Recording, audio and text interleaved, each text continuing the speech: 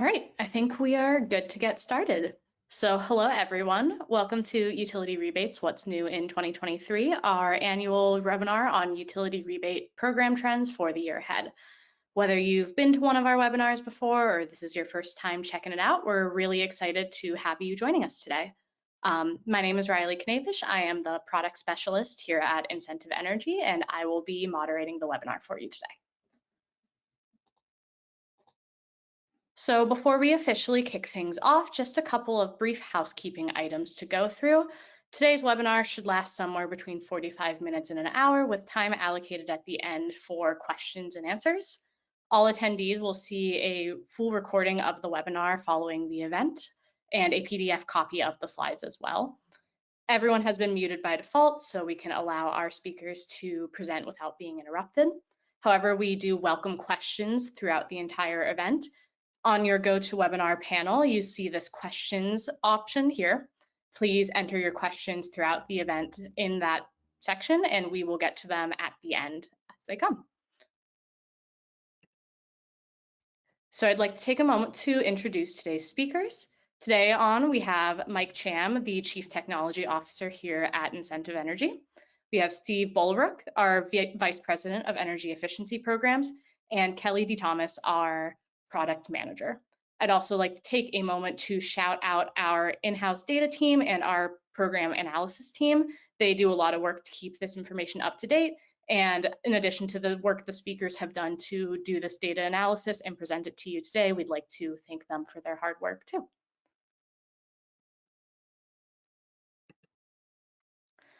So just to briefly go through the agenda here, historically, this has been a lighting-focused webinar, so we will be spending some time at first on LED rebate program changes.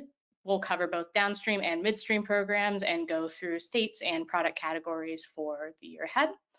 However, we do cover more than just lighting in our database, so we will talk about some technology trends in other technologies, including electric vehicles. We'll cover some HVAC trends, including the very cool ultraviolet germicidal irrigation. And then we'll leave you with a few tips and takeaways for how you can leverage utility rebates before we get to that question and answer session.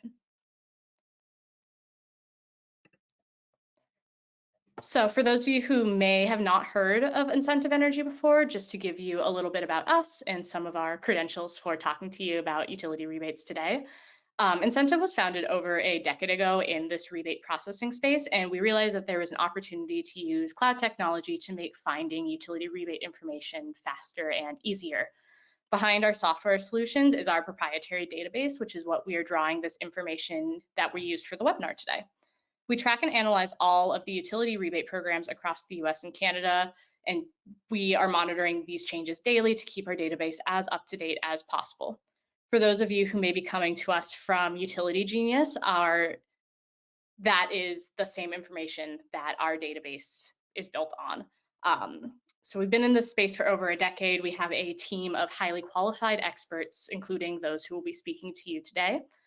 And we are super excited to be sharing some information with you guys today. So that's enough from me. With that, I'm going to hand things over to our CTO, Mike Cham, who will walk you through our calculation methodologies to kick off the real fun. Thank you, Mike. Thanks, Riley. For those of you who've been here before, this will be a little bit of a repeat, but just going to review what the information we're going to present was, how we collected it and did our calculations. So we're taking an annual view of the utility rebate and incentive information, basically from mid-February of 2022 to the end of February of this year. Looking at the values that have changed over that time period. So we're taking into our calculations not only the changes that some utilities would have introduced starting in January of this year, but any of the things that happened in that year since.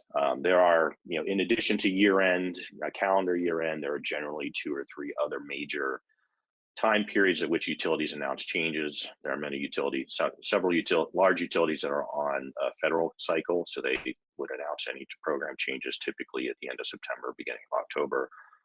There's also quite a number of utilities that are on more of a school year kind of cycle where they run from June to May. And so we're picking up in this analysis some changes that would have occurred up to largely 6 to 8 months ago.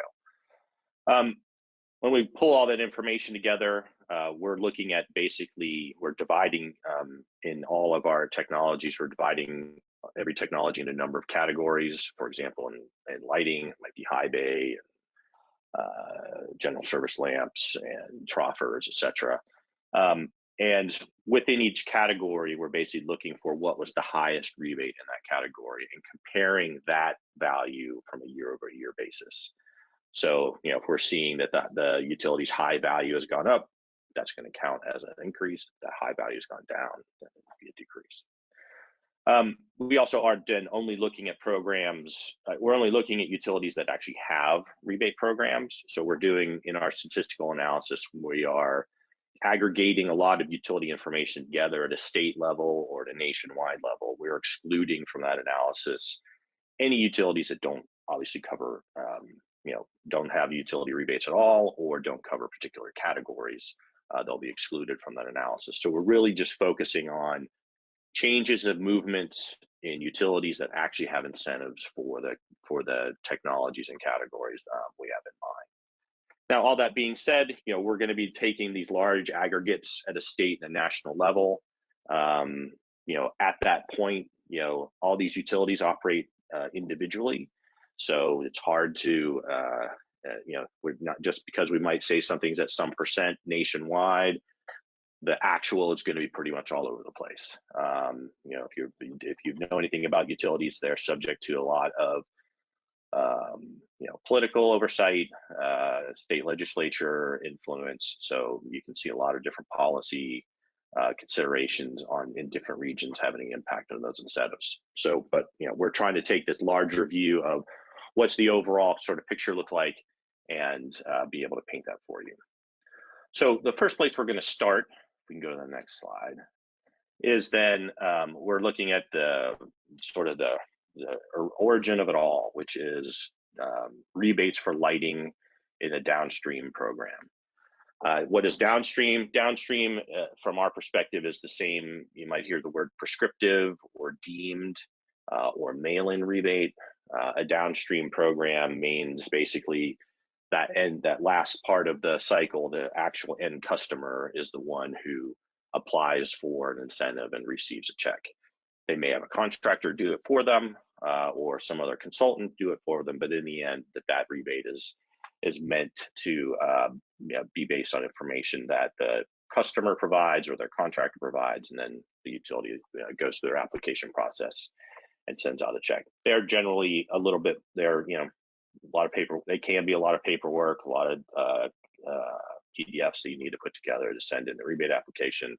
But they've been around for a long time. They're very mature, and almost every utility program that's out there that has energy efficiency incentives is going to have a downstream commercial LED program. So what we're looking at here today is then a chart or map of the United States by state, where we've indicated where are changes happening within the downstream LED commercial lighting programs. The scale here is, where you see these bright greens or light greens. Those are where changes have been positive by 5% or more. Where you see the yellows, that's where changes have decreased by 5% or more. And then in between, you've got these sort of dark gray colors. That's where it's sort of in between that -5% and +5%. So sort of a negligible amount of change or zero change that goes on there. And then we've got, in the downstream section here, we've got 3 states, including Alaska, for which they just aren't currently offering incentives at all. Kansas, as far as we've known, has never offered C&I incentives. It's a perennial one there. And West Virginia ended those programs for political reasons about 2 or 3 years ago.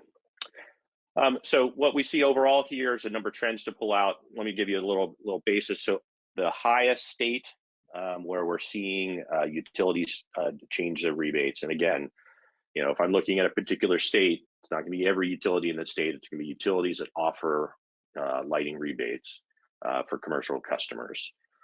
So, we're seeing, at the high end, the state with the largest increase is about 48% increase in their incentive levels. At the low end, it's about a 22% decrease in their incentive levels. When I look at all of them, about 28 of the states are positive in increases in their LED program, and about 12 are negative, and the rest are in that sort of in-between range of not much up or down. So largely an upward trend in the LED programs. Honestly, we were a little bit surprised by this. The trend in LED downstream has been pretty moderate over the last couple of years, especially since the pandemic. We're definitely seeing some very strong investment in the commercial lighting space and the downstream side here over the last 12 months, and especially as we saw the 2023 program rules come out. And so let's break that down a little bit by regions. So probably very easy, clear here to see that one of the perennial flag bearers for energy efficiency and commercial lighting programs, the northeastern part of the United States, is not green. They definitely, and they've been broadcasting this for a while, but they are starting to invest less in LED rebates in the commercial space. They've been doing it for a long time. They've had these rebates in the marketplace for at least 10 years, if not longer, in a variety of different kind of program styles. And they have a pretty well penetrated base of customers that have already converted to efficient lighting. And so we're seeing them start to change their portfolio around where they're not investing as much in the rebates for lighting. However, in the rest of the United States, it's a different story. Now I'm going to pick on California here for a second. It's technically showing green according to our methodology, because downstream lighting is not really offered by any of the major utilities. PG&E, Southern California Edison, and San Diego Gas and Electric has a little bit. They're not really represented in here. This green is really left the other utilities that are with that state. SMUD, which is the primary utility around Sacramento, is a very progressive utility, and has increased some of its incentives in lighting over the last year. And so California is really just reflecting in the fact that it's showing a positive number, as a number of these smaller municipalities or co-ops that may exist in California, and reflecting that. Otherwise, California would be a little bit more off to no change. But then where and north of there, the Pacific Northwest, it's probably going to be green forever. They are just tireless supporters of energy efficiency in that region, and so we're definitely seeing increases in rates there, throughout the region. Where the story, I think, is where we're finally seeing the South and the Midwest start to really pick up and invest in energy efficient lighting. They've had programs there for a while, but we're really seeing some programs that have been very conservative start to put a lot more emphasis on at least these downstream programs for lighting. It has been typical in probably a number of different areas. The coastal regions in this area end up leading and experimenting and trying out different program designs and approaches, investing a lot of money into how can we affect the population there with efficient lighting. And then the Midwestern and Southern states end up seeing what works well, incorporating those best practices, and then begin to invest. And we're seeing that happen in a big way in both the South and Midwest, where there's still a lot of inefficient lighting that's still installed in sockets. And so those states are looking at that as opportunities to expand to invest in energy efficient lighting and deploy those incentives in a way that will lead to some good country efficiency savings for those programs. We'll go into a couple of different examples of that, especially in the South and Midwest, in a couple of other slides down the road. But we're going to turn it over to Steve Willebrook to talk about the midstream lighting look on the same topic. Yeah, thanks, Mike.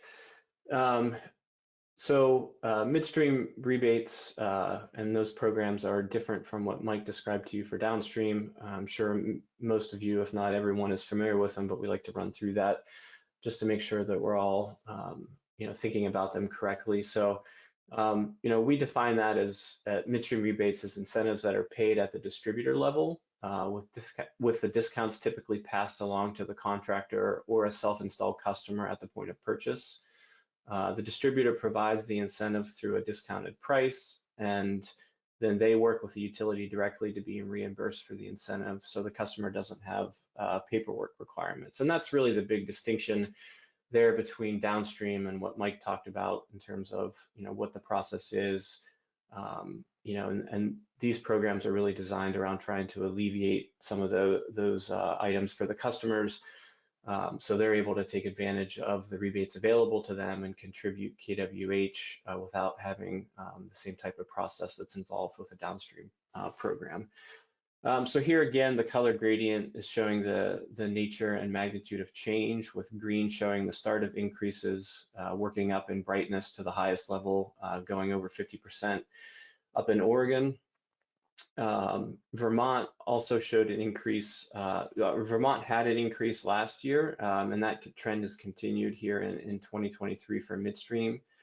And then on the yellow side, that's where we're seeing decreases along the same scale, but the changes here are all at 15% or less. So I think from a midstream perspective, sort of we're seeing some increases, and those are somewhat substantial. And the decreases we're showing are both less frequent and also of less magnitude. Connecticut's interesting on the decrease side just because they had increased values last year, and we're now seeing their rebates reduce some, albeit just at 8.4% reduction. So again, not drastic. The states in dark gray are those that have no change from last year, while those that are light gray do not currently have lighting midstream programs. So, again, sort of comparing between the maps and the programs, midstream is well established, but those states that are doing it, are sort of well entrenched with those programs, and we still have a lot here that have not adopted that midstream approach. And I think overall, there's more stability with midstream programs, and the rates and number of states making increases with those. Comparing the rates where they increased compared to those that did not increase, we saw 13 states increase their rates, while 11 didn't make any change at all, and only 5 had decreases. And those were, again, minimal. And so I think the overall story here with midstream is that it's pretty stable, and I think some of that coincides with the downstream programs having a bit of an uptick. We saw that with midstream last year. I think when we reported on this in 2020, midstream had increased some then. And so, it just sort of is up and down to some degree, but we're seeing the stability return here. And we view that as a positive thing. And then the next slide. I wanted to take some time also to talk about the Energy Independence and Security Act, and what that has been doing, or how it's been influencing lighting and rebate programs. It's been around since 2007, so it's been out there for a while, but 2 recent actions are having impact on lighting and rebate programs more immediately. For one, the DOE is requiring that all general service lamps meet the LED standard of 45 lumens per watt. And the second is that they've also amended the definition of general service lamps to include most A-line, globe, decorative, and reflector products. So, sort of twofold there, raising the requirement and then also expanding what general service lamps are affected by that requirement. And with that, many energy efficient CFLs and LEDs already meet that 45 lumens per watt requirement, but the change is going to phase out halogen lighting products. It also is affecting the inefficient baseline used to calculate claimable energy savings for general service lamps. You know, if you think, you know, to kind of provide some color on that, you know, when rebate programs are quantifying the amount of energy savings, there has to be a baseline that's used. Sometimes that's what has been removed on site, but a lot of cases there's an inefficient baseline that everyone has to utilize, and when they're quantifying their energy savings, and that's starting to shift, right? So this decreases the potential energy savings gained for the incentives provided for general service lamps, but it doesn't eliminate those savings. And so right now we're really seeing the greatest impact of all of these more recent changes on residential rebate programs. You know, you think about those types of lamps, the A-lines, the globes, decorative and reflector products. You know, while those are present in commercial programs and installations, certainly much more ingrained on the residential side. And so that's where the impact is right now. It may also be why we're seeing increased incentives in other lighting categories on the commercial side, right? So, you know, while rebates on the residential side and the business commercial side of programs is separate, you know, the collective energy savings that they contribute is looked at just that way collectively. And so as one is reducing, you know, it's possible that they're trying to compensate and get better savings or more savings out of the commercial side. And so we're seeing a little bit of that. But we do anticipate that the general service lamps are going to be impacted on the commercial rebate programs as well. And Massachusetts is already kind of intimating at that they're slated to drop general service lamps as of July 1st of this year. So it's something that we're definitely going to be keeping track of and looking at how that impacts rebate programs moving forward. Back to you, Mike. Thanks, Steve. So wanted to drill into a little bit of detail, just to provide a little anecdotal evidence of what we're talking about. So, you know, we picked out a couple of programs that and drilled into what their specifics were to get sort of pierce the veil of what those states are. So it's just starting on the left, Evergy is the primary utility in the Kansas City, Missouri area. And, you know, has you know, been a perfectly fine program, been run fairly conservatively in the past, doing everything by the book. But, you know, this year they suddenly, and, you know, we've talked to a number of other utilities in Missouri, and there appears to be a bigger effort there to focus on energy efficiency in that state. And so a 90% increase in their outdoor and indoor linear areas for commercial lighting. Pretty hefty jump. You know, they've kept high bays and other lighting categories kind of the same, but really increased the number of incentives, increased the amount of incentives in those major categories out there in Western Missouri. Not too far away, ComEd in Chicago is, you know, just doing it again. They did a good sized increase in the last 2 years. And they've just come out with another large increase sort of across the board within commercial lighting in their downstream program again this year. You know, they are the largest commercial incentive program by number of dollars distributed every year. And so this is certainly a big ticket item for them. Somebody that we don't always talk about is the TVA, Tennessee Valley Authority. TVA is the, you know, is the power provider, and then they also run the rebate program for all the utilities in Tennessee and then parts of Mississippi, Alabama, Kentucky, a little bit of Virginia, a little bit of Georgia. You know, largely they're providing power to municipals and co-ops that are in those areas. But the TVA made a big giant increase. You know, they're on a federal cycle, so it came out around October of last year, a 33% increase across the board in a number of different areas in lighting. Now, and then just we couldn't do this, and we couldn't fit it into our analysis because it just came out, is they just did another increase in lighting within the last 10 days. So on top of that 33% TVA, we think it looks like they doubled it, but we're still sort of checking the math and getting into that. So, big things going on the TVA area, which, again, covers those a lot of areas of some southern states.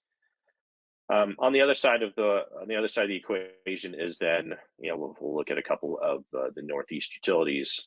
Energized Connecticut, just sort of a general 15%-ish kind of general trim across their lighting incentives in the state of Connecticut. That as probably you can tell from the tone of what we're talking about, not surprising. They're moving on to other measures. There's still plenty to do there. They're just taking a little bit off again. And the other thing to note is there's still high rebates compared to plenty of other territories. So still good rebates there, but definitely, taking a little bit off the top. Con Ed is, a bigger dip in primarily just their outdoor and indoor linear. So the parking lot lights and troffers and the like. They didn't really, they made some changes around high bays and some of the other categories, but nothing significant. Again, readjusting their portfolio, moving some things around. Again, Con Ed's been running a program for a long time, along with the other New England utilities. So just a pretty predictable change in that they're going to be making these changes in their program at Con Ed. On the midstream side, Steve. Yeah, thanks, Mike. Yeah, so Mike mentioned we're providing some additional detail here from the state view down to the specific utilities that were driving some of those midstream changes that we talked about.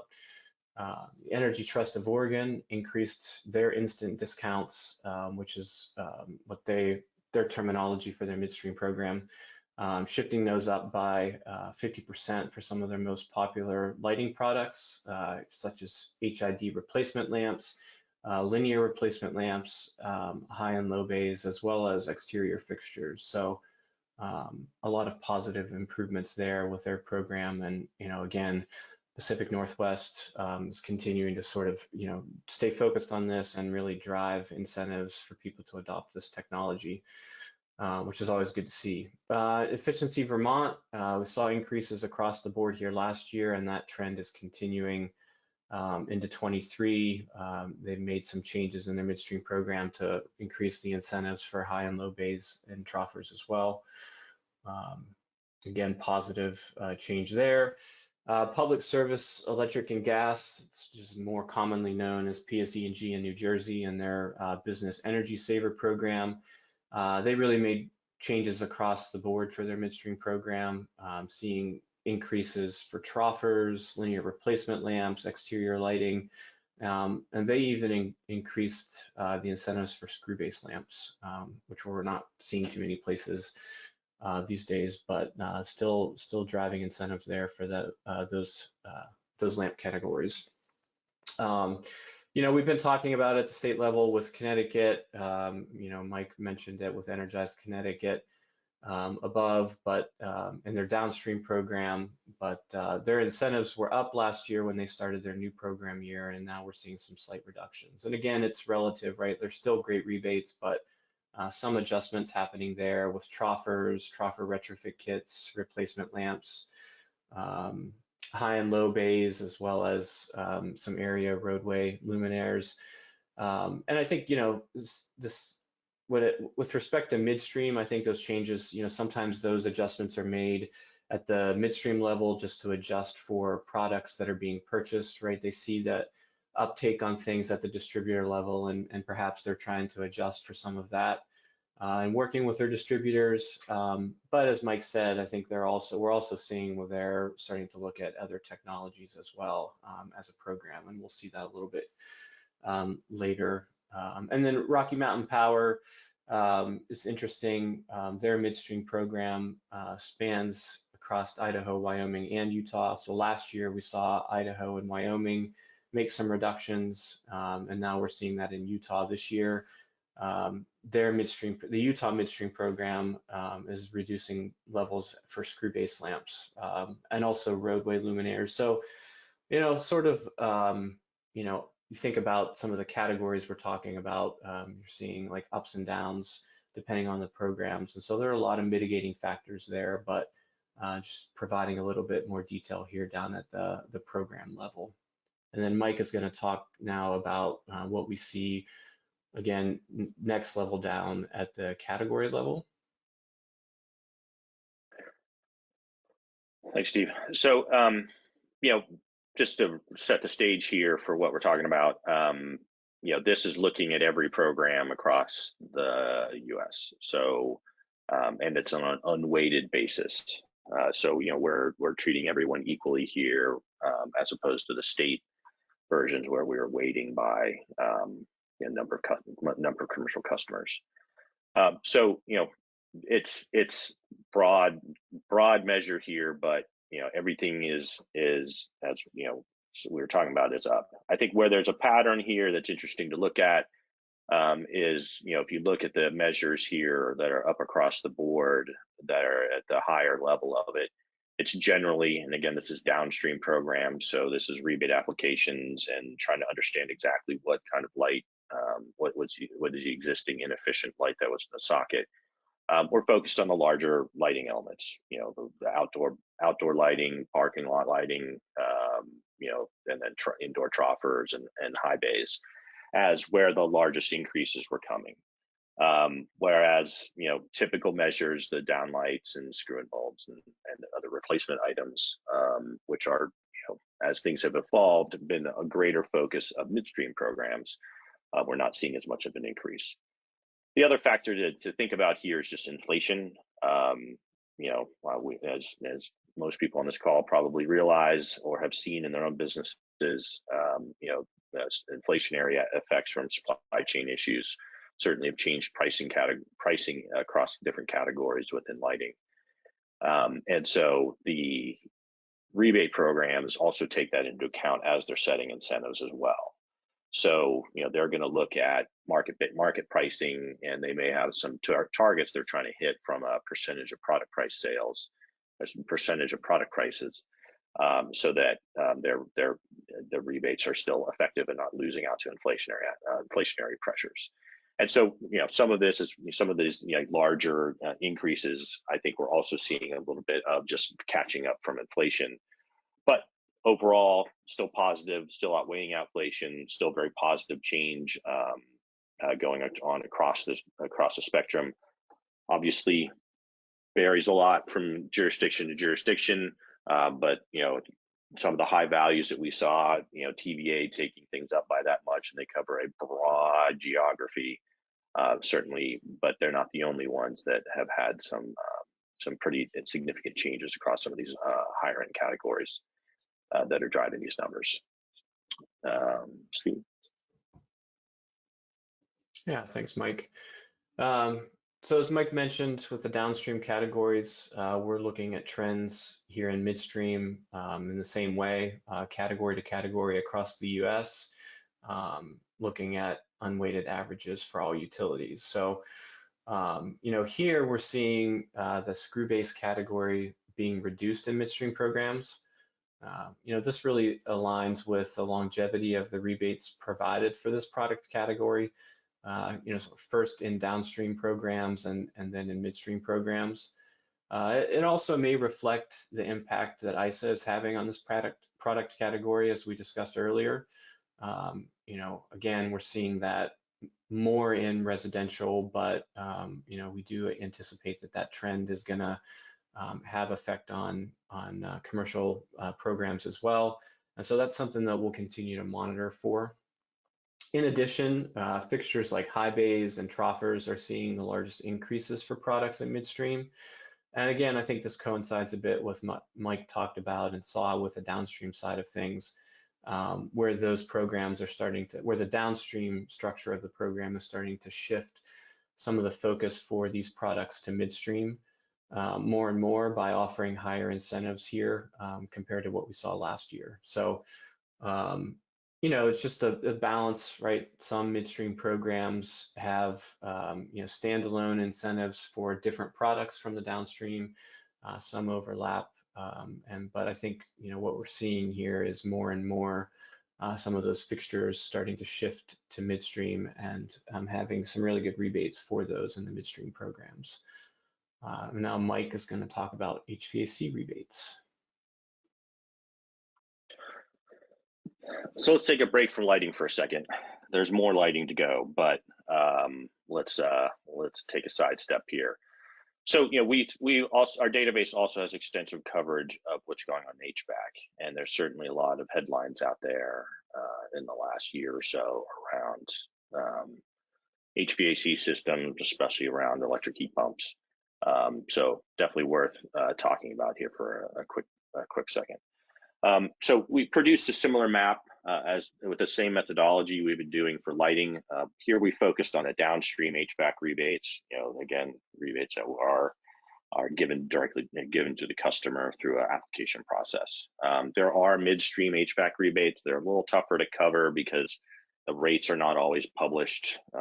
They're done a little bit differently. But let's focus on the downstream stuff. So, their HVAC programs are almost as widely distributed in commercial programs as lighting. You can see the stats there in terms of how much coverage there is in terms of number of businesses and states and programs.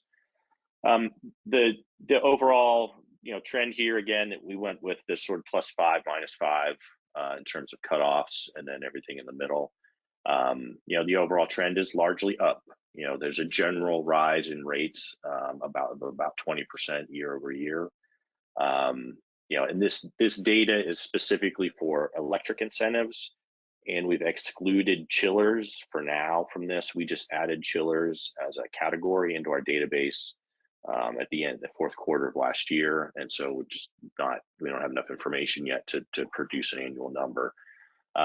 So it's really focused on traditional air conditioning, rooftop units, VRF systems, mini splits, electric heat pumps, etc. And so you can see here that there's just sort of a general focus. There's not a great pattern to any regional aspects of this. Different states are taking different approaches on, or different utilities are taking different approaches on it, but generally they're investing more and more into these HVAC rebates. Just to focus on, TVA, again, just to pick on TVA again, because we didn't used to for a while. They just doubled their rates this year on a per ton basis for primarily heat pump and VRF systems in that territory. And then to pick on Connecticut again, because we can't stop talking about them either. They just launched a pretty crazy high program where for again, heat pumps, they just raised their rates to $250 per ton. Generally through a distributor. And then if it's a fuel switching situation where they were oil or gas based or something else before they moved over to electric, then the homeowner or the business owner can apply for a second incentive on top of that $250 per ton of $2,250 per ton for the electrification portion. Just crazy high rebates there for the push to electric heat pumps in Connecticut. Now, that's pretty high. TVAs, they just doubled from 40 to 80. That's still a pretty good number. It's nowhere near where Connecticut is, so we're still looking at regional differences and sort of what the absolute values are. But still a really good story in terms of where our HVAC incentives going. Utilities are definitely looking at it. Again, from what Steve was talking about with ISA, these utilities are going to have to replace these energy savings that they're going to lose from the loss of residential lighting incentives, and so HVAC is a natural other category for them to go. So now we're going to start getting back, take our break from our HVAC section here and run back into a couple of the different categories we're covering with Kelly. Thanks, Mike. Now we'll take a look at utility program coverage and calculation methods for various technologies across states. Starting with horticultural lighting, states are color-coded to indicate whether utility programs are offering incentives based on energy savings per fixture or a mixture of both. Since last year, we've seen more programs incentivizing this LED technology, including the addition of utility programs in Washington, Idaho, Oklahoma, and Louisiana. We've also seen more programs adopting energy savings-based rebates, creating a much more diverse incentive landscape. The biggest driver for these changes is the increasing viability of LED technology for horticultural applications. We see newer operations like indoor vertical farming and cannabis moving toward these LED options. Next, we'll move on to network lighting controls.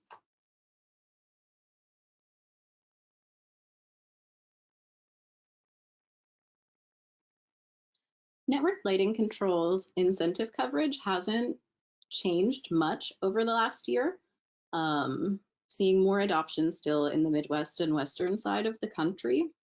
There's a wide variety of calculation methods for these programs, and they often require DLC and LC listing to qualify for these incentives. Looking at the ultraviolet germicidal irradiation, or what we call UVGI, it's not a new technology by any means, but it's newly incentivized technology, most often used to purify air and also to keep heating or cooling coils clean in HVAC installations. Along with fresh air ventilation and filtration, UVGI is most notably recognized for its ability to remove pathogens from the air, including COVID-19. This is where utilities are beginning to incentivize for the non-traditional and very specific application of eliminating these airborne pathogens in HVAC ductwork. At present, most states seen here are incentivizing this technology are members of multi-utility programs. We'll move on to electric vehicles next. Over the past year, we've seen a saturation of utility level incentives for both electric vehicles and the chargers that power them, with programs available in almost every state. As our first venture into tracking utility rebates outside of the commercial space, these programs include traditional residential EVs, as well as commercial vehicles and forklifts, and chargers of every level. If you're wondering where you can find some of this data that we've used in this presentation today, I'd like to point you to Utility Genius, our free public platform. Last year, we first introduced Utility Genius. Since then, we've hit a number of exciting milestones and have begun helping our users take the next step in their rebate journey. Some of these milestones include a widget version of Utility Genius, which now lives on the Energy Star website commercial buildings page. We celebrated our first birthday in November with our users. We launched a buildings feature allowing users to track incentive changes at the building or property level all in one place. And working in tandem with this, we just released Projects, a tool which allows users to scope an energy efficient lighting upgrade, including their rebates. So think existing payback calculator built right into Utility Genius. So as we sought to take the next feasible step in helping our customers reach and attain these rebates, we started looking to the e-commerce space. I am very excited to announce that our newest venture, Utility Genius Commercial Storefront, is now live in the Con Ed territory in New York. So now our customers can head to shopconed.utilitygenius.com to browse and purchase rebatable products through the Con Edison Instant Lighting Incentive Program. We launched Utility Genius with the goal to create a place for users to browse, access, and use and share all information, all rebate information. And with these milestones, we're getting one step closer to helping them reach the end of their journey. So we've talked a lot today about rebates. Let's discuss how you can use these in your day-to-day functions. They are a really great sales tool, helping you win a bid, convince a customer to invest in a better quality product, or even to do a larger project with you. We also suggest incorporating them into all of your marketing campaigns. In addition, providing rebate information to customers is going to make you a better resource and create better business relationships. We do say that rebates work best when you're proactive with them.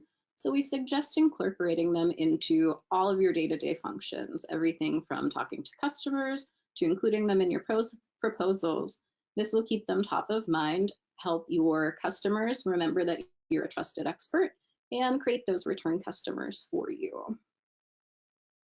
I'll conclude today by highlighting some of our key points from this session. Over the past year, we've seen an increase in lighting downstream rebates. We're also seeing general service lamps being de-emphasized from midstream programs. And there's a greater emphasis on commercial lighting incentives due to the ISA impacts. I will pass it back over to Riley to answer some questions today.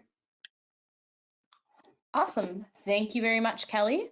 At this time, I'd like to invite all of our panelists back to do a little Q&A with the remaining time we have today. So to remind everyone, that questions option in your GoToWebinar control panel, that's where you're going to want to submit any questions that you have. We'll get to what we can, and if we don't make it to your question, you can expect to hear from one of us in the coming days in your email. So just to kick things off, I did have someone ask about the recording of the webinar, and I do want to remind everyone that you'll be getting that recording after probably tomorrow. You'll receive the recording of the webinar and a PDF download of the slides, and I'd invite you all to share this out with your company if there's anyone else who couldn't make it today who you think would benefit from seeing some of this information. Now back into the real stuff. We've been asked about whether or not we will be covering the Inflation Reduction Act within our database and how we might be handling that information. So I'm going to pass it over to Mike, I think, to start us off on that conversation. It's a good question. I mean, certainly it's a big topic for just generally energy efficiency incentives in our area. The Inflation Reduction Act's main focus is on, a lot of residential changes around heating, water heating, building envelope, windows, roof, that kind of thing. We will certainly be, because of the breadth of what is covering the amount of funds that are available, we'll certainly be adding those incentives into our database to make those available as well. In addition to sort of related incentives, the IRS has finished and launched the changes to the tax code around 179D and the other related tax changes for homeowners. So we'll be starting to add that in there. There's been some more things around loan guarantees that sort of lift the boats for everybody that we'll be starting to add to the platform, so everyone knows who's available there. The time frame on this, is we're semi-involved in it. The DOE for the major portions of that program have just finished the RFI for the homes part of the process. So, from talking to the Office of the Secretary and some other places, we're not anticipating seeing states getting a hold of funds until probably late summer. We're still working out a number of the different procedural issues and policy issues around, how to pass the requirements from the federal government down to the state energy offices and like. But hopefully everything will be up and implemented and start to be running before the end of the year. There are some related other programs in there. The EPA has some greenhouse gas funds and things like that as those become more clear, we'll certainly maybe be making those available. And we anticipate that in most cases there will not be, but there are probably some exceptions to this, will not be any sort of issue between compatibility between the federal incentives and any utility incentives that are being offered out there. In most cases, we believe they should be able to stack. There may be some other ancillary programs where that becomes an issue around certain grid or capacity programs where there might be some interplay there. But for the most part, it should just be more dollars for everyone to help drive more efficient technology. Awesome. Thanks, Mike. I know it's been a hot conversation of topic around here, and as I'm sure it is for many of you guys in the audience today. So we had another question come through asking if we could please clarify the definition of a downstream rebate program versus a midstream rebate program. Hand that off to, I think we could all answer this in our sleep at this point, so whoever would like to take it. Yeah, I can take that. So downstream rebates, typically, that can cover what some people call prescriptive, but really it really has to do, with respect to the customer. And so what's the customer, right? And what's customer? So the ratepayer of the utility, the one that's taking the benefit that's being provided, what's their entry point into the program, and how do they submit their product or projects for rebate consideration and then receive those rebate funds. So, with that in mind, the downstream process is really about that ratepayer or the end customer, working with the utility or with a third party that's working on their behalf with the utility, and submitting their product or project into the rebate program for consideration. That can be done through filling out an application. I suppose there's still some paper ones out there, but a lot of those are PDF, but most of the utilities have shifted to some online portal that you can log into and submit data through. But there will be a process there, right? It's qualifying the products, qualifying the existing condition that you're removing, filling out paperwork around those things, documentation for the lights that you're planning on using to make sure that they're DLC qualified, as well as they meet the performance requirements of the program, right? So not every program is the same. Some will have additional requirements of that lighting product, where it has to have a certain lumen output. Maybe it's only, they have different incentive levels depending upon the rebates being offered, right? So in a high bay, they might categorize those as a certain wattage range is worth $100. The next wattage range up would be worth $200. And so as the energy savings goes up, then the rebates can also go up. And then different things like inspections, pre-approval. It's certainly a well ingrained process, but like just in describing it, you can hear all of the different steps and things that are needed. And so while it's certainly something that anyone can do, it's a much more focused process than midstream, which, the idea here is now to take a lot of those steps and processes away. And the way that that's done is by, deciding with the distributors what products are going to be offered. The utilities in the background, they'll establish what is considered a deemed savings amount for the products. And so rather than having the customer identify what they're removing and quantify what the energy savings for those are, the utility's doing that in the background, right? They're drawing on their years of experience for bringing in products that say, most often when this LED is installed, they're removing this.